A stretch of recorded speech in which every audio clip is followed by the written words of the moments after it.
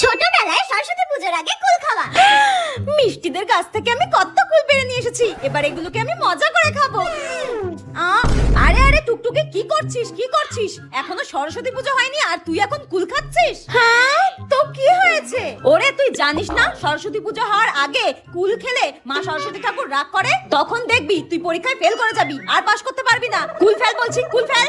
না না না না, আমি এখন কুল খাবো না, সরস্বতী পুজো হোক তারপর আমি খাবো, এখন খাবো না।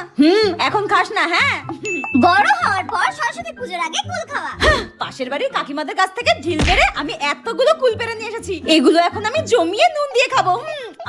এক মিনিট, এখনো তো সরস্বতী পুজো হয়নি, আর সরস্বতী পুজো হওয়ার আগে যদি আমি কুল খেয়ে নিই তারপর যদি পরীক্ষায় ফেল করে যাই, হাট, আমার তো কোন জন্মে পড়াশোনা কমপ্লিট হয়ে গিয়েছে, ফেল করবো কেন? দূর, যত সব ভুলভাল চিন্তা, সেই ছোটবেলার কথা এখনো মাথা থেকে বেরোয়নি। খেয়ে নি, কুলগুলো কি মিষ্টি।